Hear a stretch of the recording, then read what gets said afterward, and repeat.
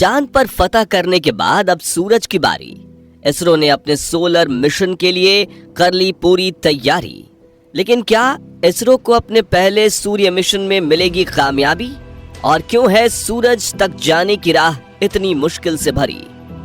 दोस्तों, 23 अगस्त के दिन चांद के दक्षिणी ध्रुव पर सॉफ्ट लैंडिंग करके चंद्रयान ने दुनिया भर में भारत का नाम रोशन किया।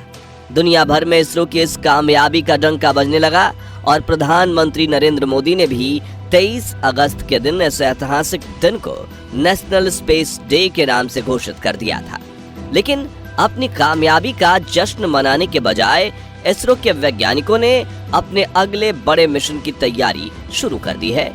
जी हां, चंद्रयान 3 की सफल लैंडिंग के महज 10 दिन बाद यानी 2 सितंबर 2023 के दिन इसरो अपना पहला solar mission Aditya L1 launch करने जा रहा है, जिसे पूरी तरह से तैयार करके आंध्र प्रदेश के सतीश धवन स्पेस सेंटर पर इसरो के बाहुबली रॉकेट PSLV-XL पर लोड कर दिया गया है। तो क्या है इसरो के सूरजयान मिशन के लक्ष्य, जिसके बारे में सुनकर चीन और रूस और पाकिस्तान के छक्के छूट गए हैं? और क्यों है हमारे सूरजयान का सफर इतना मुश्किल? जानने के लिए बने रहिए वीडियो के अंत तक। दक्षिणी ध्रुव चांद की एक ऐसी भयानक जगह जहां जाने की कोशिश में पिछले दिनों रूस का लूना 25 फेल हो गया था। चीन तो वहां जाने का सपना तक नहीं देख पाया और चांद पर सबसे ज्यादा बार जाने वाली अमेरिकी स्पेस एजेंसी नासा ने तक ये कह दिया था कि मून के साउथ पोल पर जाना नामुमकिन है। लेकिन 23 अगस्त के दिन उसी खौफनाक जगह पर सीना ताने लैंडिंग करके भारत के विक्रम लैंडर ने वो कर दिखाया जो दुनिया से ना हो सका। और अब इसरो वो करने वाला है जो दुनिया ने कभी सोचा तक नहीं है। जहां हम बात कर रहे हैं इसरो के आज तक के सबसे बड़े मिशन आदित्य L1 की, जिसे 2 सितंबर के दिन हमारे सूर्य देवता की स्टडी के लिए भेजा जाएगा।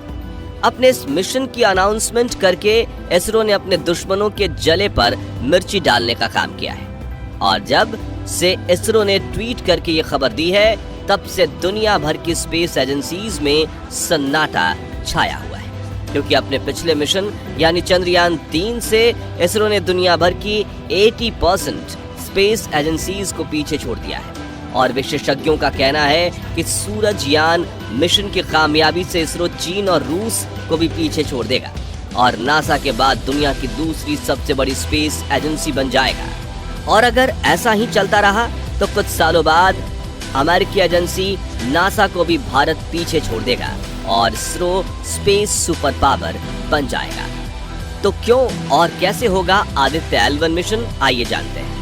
दोस्तों, सौर मंडल के जन्मदाता सूर्य सिर्फ एक आग का गोला नहीं है, बल्कि सूर्य की वजह से ही आज सोलर सिस्टम के सभी ग्रहों, उपग्रहों और उल्का पिंडों का अस्तित्व है। सूर्य की गर्मी की वजह से पृथ्वी पर जीवन पनपा शुरू हुआ था और इसी तारे की वजह से पृथ्वी पर दिन और रात होते हैं।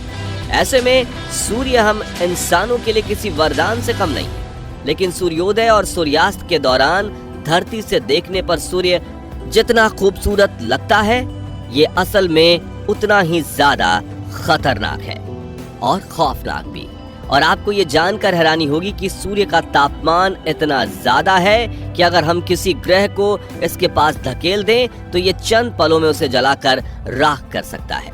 ऐसे में अगर हमें भविष्य में पृथ्वी छोड़कर सौर मंडल के चक्कर लगाते हुए दूसरे ग्रह पर जाना है तो सूर्य के बारे में हर एक छोटी चीज पता होना उतना ही ज्यादा जरूरी है जितना खाने में नमक। इसलिए 2008 में इसरो ने भी अपने सोलर मिशन आदित्य L1 की अनाउंसमेंट की थी। उस वक्त स्पेसक्राफ्ट के साथ सिर्फ विजिबल एमिशन लाइन क्रोनोग्राफ नाम के एक पेलोड को लगाया गया था और धरती के लोअर ऑर्बिट में इसे भेजा जाना था।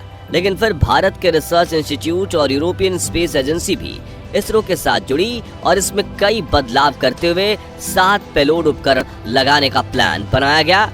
वहीं से पृथ्वी से 15 लाख किलोमीटर दूर मौजूद लैग्रेंज पॉइंट 1 की हेलो ऑर्बिट में भेजने का निर्णय लिया गया। इन्हीं कारणों की वजह से आदित्य L1 को तैयार करने में इसरो को 6 साल लग गए और अब ये लॉन्च के लिए पूरी तरह से तैयार है।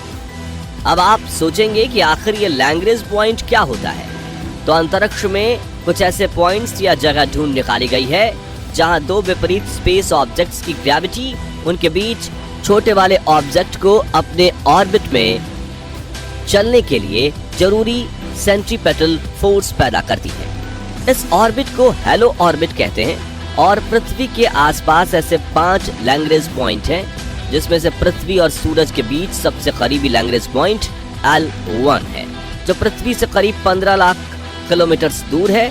जी हाँ, ये दूरी चांद से करीब 4 गुना ज्यादा है, यानी कि आदित्य L1 चंद्रयान 3 से 4 गुना लंबा सफर करने वाला है और इससे अपनी तय की हुई जगह यानी लैग्रेंज पॉइंट 1 पर पहुंचने में पूरे 109 दिन लगने वाले हैं, जबकि चंद्रयान 3 को 42 दिन का समय लगा था। इसी बात से आप ये अंदाजा लगा सकते हैं कि इसरो का ये मिशन कितना बड़ा और कॉम्प्लेक्स है।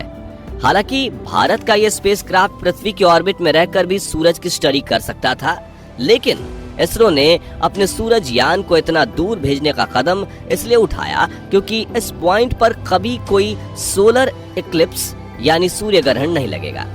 इसी वजह से आदित्य L1 24 घंटे 365 दिन बिना किसी परेशानी के सूरज पर नजर रखते हुए उसकी स्टडी कर पाएगा और दुनिया के सामने सूर्य के अनेकों रहस्यों से पर्दा उठा पाएगा।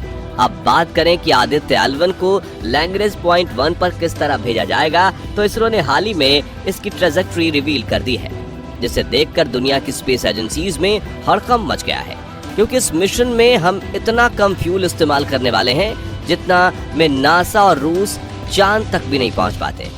तो 2 सितंबर के दिन सुबह 11:50 पर आंध्र प्रदेश में मौजूद इसरो के सतीश धवन स्पेस सेंटर से सूरज यान को इसरो के बाहुबली PSLV रॉकेट के साथ लॉन्च किया जाएगा, जो इसे धरती के वातावरण से बाहर निकालकर पृथ्वी की ऑर्बिट में छोड़ देगा, जहां से आदित्य L1 अपना सफर शुरू करेगा। अपने इस सफर में आदित्य L1 पृथ्वी के चक्कर लगाते हुए 4 बार अपने इंजन को फायर करेगा और ऑर्बिट को अंडाकार बनाते हुए बड़ी करेगा, जिसके बाद पृथ्वी के पेरेजी पॉइंट पर आकर यह अपने इंजन को पूरी क्षमता के साथ पार करेगा और 40,000 किलोमीटर प्रति घंटे की रफ्तार से भी ज्यादा रफ्तार के साथ ये पृथ्वी की गुरुत्वाकर्षण सीमा को छोड़ते हुए लैग्रेंज पॉइंट 1 की तरफ जाने वाले लंबे स्पेस हाईवे को पकड़ लेगा, जिसे क्रूज फेज कहा जाता है। और L1 के पास पहुंचने के बाद ये आखिरी राउंड लगाते हुए L1 पॉइंट की हेलो ऑर्बिट में प्रवेश करेगा,